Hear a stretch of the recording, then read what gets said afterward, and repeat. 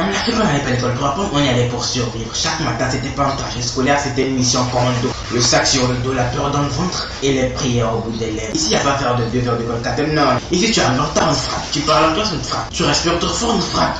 J'exagère même pas.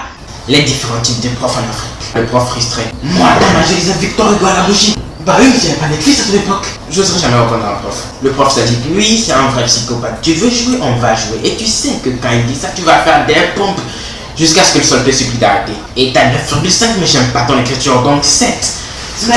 Mais... Ah, tu veux redescendre à 6. Le prof blagueur, lui, il fait des blagues avant de te traumatiser. 2 plus 2, ça fait combien? Ça fait 22. Toi? Moi? Ouais, toi. Viens. Non, t'inquiète. Viens. J'avais une surprise pour toi. Ok. Vas-y, couche-toi. Allez travailler, couche-toi. Ok. Erreur de débutant. Maintenant tu vas prendre cher. On avait 6 ans à l'époque. Il était encore si innocent. Le prof religieux, je vais te frapper. Mais que Dieu te pardonne. Et il te frappe avec foi. Chaque coup a une bénédiction intégrée. Le prof fatigué, lui, il frappe plus. Il est de ce stade, il te regarde juste et t'as envie de redoubler par respect. D'ailleurs, petite anecdote sur un petit prof à vous raconter. C'est arrivé à la soeur d'un de mes anciens potes. C'était un prof de mathématiques qui faisait flipper tout le monde. Donc du coup, il pose une équation au tableau et ça tombe sur la sœur de cet ancien pote. Mais elle connaissait la réponse. Et heureusement pour elle d'ailleurs. Donc tranquille, tu vois, elle se lève, elle commence à résoudre l'équation, sauf que arrivé à un moment, elle commence à douter. La mathématique, tu connais. Mais il faut pas douter. Soit tu connais la réponse et tu vas en mode Kira, ou soit tu connais pas la réponse et tu restes là à réfléchir et à perdre le temps du professeur. Mais elle connaissait vraiment la réponse. C'est juste que les mathématiques, tu connais. Donc le prof lui donne une grosse tape sur les fesses. Et elle reste plus mal placée là. C'était avec un bâton. Non, avec un bâton. Et elle a Deps.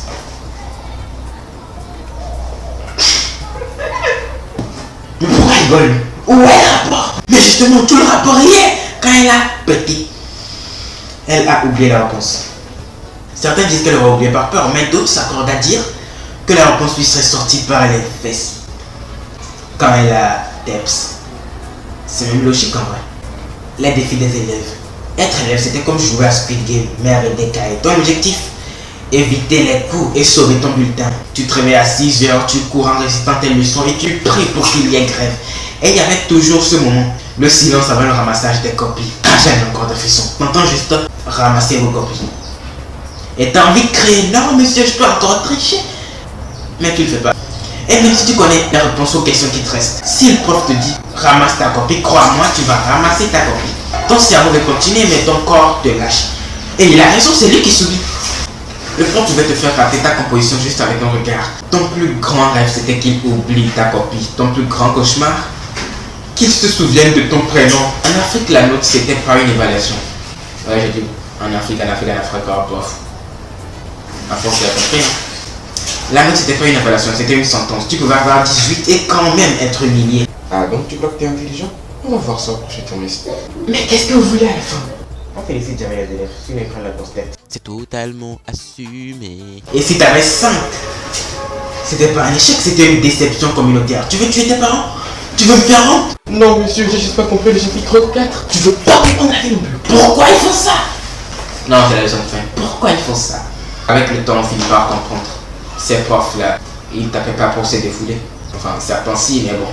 Ils tapaient pour nous préparer à la vie, à la galère et à ce monde où t'as pas de seconde chance. Ils voulaient qu'on soit fort, résistant, discipliné. C'est tout. Et même si leur méthode d'enseignement venait d'une autre époque, leur but, lui, venait du cœur. Je te frappe aujourd'hui pour que la vie ait moins besoin de le faire demain. Ah putain, c'est beau ce que je viens de dire là. Aujourd'hui, ces profs-là disparaissent. Pourquoi interdit de frapper, obligé de sourire? Et quelque part, c'est bien. Mais parfois, on se dit qu'un petit coup de règle bien placé, ça ferait pas de mal à certains. Alors, merci, meurs. Merci, meurs. Oh, désolé, ça sort pas, hein. Mais merci quand même. Même si j'ai encore des tics nerveux quand j'entends une craie cassée. Grâce à vous, on a appris à encaisser, à résister, à survivre. Vous étiez pas parfait, mais vous étiez vrai. Et dans un monde où tout devient numérique, vous au moins vous saviez taper manuellement. Et ne vous inquiétez pas, je n'ai pas oublié, peu importe le cas sur je vous le rends.